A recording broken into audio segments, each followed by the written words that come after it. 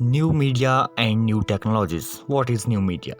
New media are forms of media that are computational and rely on computers for its distribution. Some examples of new media are computer animation, computer games, human-computer interfaces, interactive computer installations, websites, and virtual worlds. Key features of new media: interactivity. Old media tended to be very much a one-way affair with audiences on the receiving end of broadcasters, for the most part able to do little else than just passively watch media content. New media, however, is much more of a two-way affair, and it allows consumers and users to get more of a two-way form of communication than old media. Increased interactivity can be seen in simple acts such as liking a Facebook post or commenting on news piece or blog. However, some users get much more involved and create their own blogs and videos and actively upload their own content as prosumers. New media seem to have fostered a more participative culture, with more people involved and the roles between consumer and producers of media content becoming even more blurred. Digital. With the growth of digital technology in the 1990s, the vast majority of information is now converted, stored, and transmitted as a binary code. Qualitative information has today become digitalized. Digitalization, what allows so much information to be stored in compact hard disks or micro memory cards, and it is also what allows for the near instantaneous transmission of information via cable and satellite. Hypertextual. Hypertext or links are common features of new media, which allows users more freedom of choice over how they navigate the different sources of information available to them.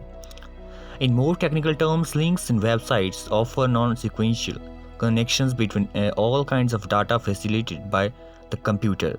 Optimists tend to see this feature as allowing for more individualized lifestyle choices, giving users the chance to act more independently and to make the most of the opportunities new media markets make available to them. Global networks. Digital media has also facilitated cultural globalization. We now interact much more globally and via virtual networks of fees rather than locally. These networks allow for collective intelligence to increase. They allow us to pool our resources much more easily and to draw on a wider range of talents and sources of information than ever before. Virtual worlds. New media presents to us a very different reality from face-to-face to lived reality. For most of us, this means a very first-place flow of information with numerous products and people screaming for our attention. However, this situation has only existed since the mid-2000s, and it must be remembered that new media reality is virtual reality. This is especially true when it comes to social media sites, which give users the opportunity to present themselves in any way they see fit.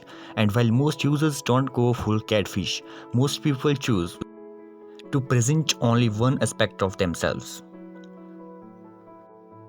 Simulation. Simulation goes a step beyond the virtual nature of new media as usual.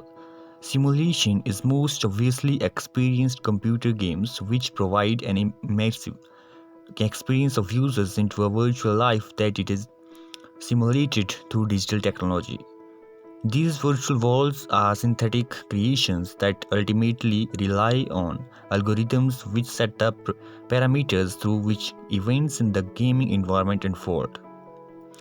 Examples today include not only online RPG games but also driving and flight simulations.